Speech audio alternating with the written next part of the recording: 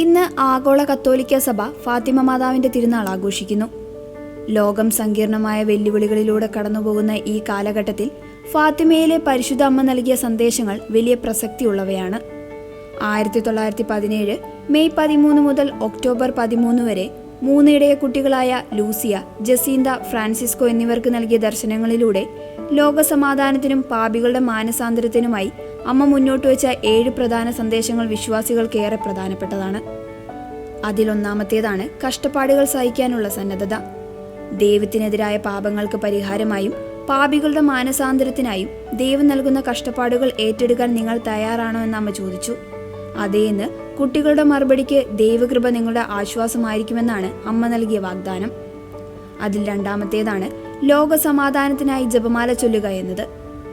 യുദ്ധങ്ങൾ അവസാനിപ്പിക്കുവാനും ലോകത്തിൽ സമാധാനം പുലരുവാനും എല്ലാ ദിവസവും ജപമാല ചൊല്ലി പ്രാർത്ഥിക്കാൻ പരിശുദ്ധ അമ്മ തന്റെ ആദ്യ ദർശനത്തിൽ തന്നെ ശക്തമായി ആവശ്യപ്പെട്ടിരുന്നു. അതിൽ മൂന്നാമത്തേതാണ് അമലോത്ഭവ ഹൃദയത്തോടുള്ള ഭക്തി. ലോകത്തിൽ തന്റെ അമലോത്ഭവ ഹൃദയത്തോടുള്ള ഭക്തി സ്ഥാപിക്കാൻ ഈശോ ആഗ്രഹിക്കുന്നു. ഈ ഭക്തി സ്വീകരിക്കുന്നവർക്ക് രക്ഷ വാഗ്ദാനം ചെയ്ത അമ്മ ആ ആത്മാക്കൾ ദൈവത്തിന്റെ സിംഹാസനത്തെ അലങ്കരിക്കുന്ന പുഷ്പങ്ങളെ പോലെ പ്രിയപ്പെട്ടവരായിരിക്കുമെന്ന് വെളിപ്പെടുത്തി. നാലാമത്തേതാണ് ജപമാല രാജ്ഞി നൽകുന്ന ഉറപ്പ്.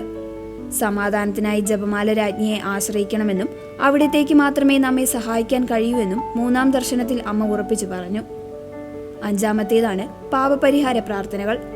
ഓരോ ചെറിയ ത്യാഗങ്ങൾ ചെയ്യുമ്പോഴും ഓ ഈശോയെ, ഇത് അങ്ങയോടുള്ള സ്നേഹത്തെ പ്രതിയും പാപികളുടെ മാനസാന്തരത്തിനായും മറിയത്തിന്റെ അമലോത്ഭവ ഹൃദയത്തിനെതിരായ പാപങ്ങൾക്ക് പരിഹാരമായും ഞാൻ അർപ്പിക്കുന്നു എന്ന് പ്രാർത്ഥിക്കാൻ അമ്മ ആവശ്യപ്പെട്ടു. ആറാമത്തേതാണ് നരകത്തിൽ നിന്നുള്ള രക്ഷ.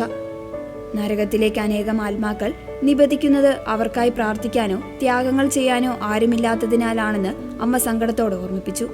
അതിനാൽ പാപികൾക്കായി വളരെയധികം പ്രാർത്ഥിക്കുവാനും ത്യാഗങ്ങൾ ചെയ്യുവാനും അമ്മ ആഹ്വാനം ചെയ്തു. ഏഴാമത്തേതാണ് ജീവിതം നവീകരിക്കാനുള്ള ആഹ്വാനം. അവസാന ദർശനത്തിൽ മനുഷ്യർ തങ്ങളുടെ പാപങ്ങൾ ഉപേക്ഷിക്കണമെന്നും ദൈവത്തെ മേലിൽ വേദനിപ്പിക്കരുതെന്നും അമ്മ ആവശ്യപ്പെട്ടു. ദൈവം ഇതിനകം തന്നെ വളരെയധികം വേദനിക്കപ്പെട്ടിരിക്കുന്നു എന്ന അമ്മയുടെ വാക്കുകൾ ലോകത്തിന് നൽകുന്ന വലിയൊരു താക്കീതാണ്. ഫാത്തിമ മാതാവിന്റെ തിരുനാൾ ആഘോഷിക്കുന്ന ഈ വേളയിൽ ഈ സന്ദേശങ്ങൾ ജീവിതത്തിൽ ഏറെ പ്രാധാന്യമുള്ളതാണ്.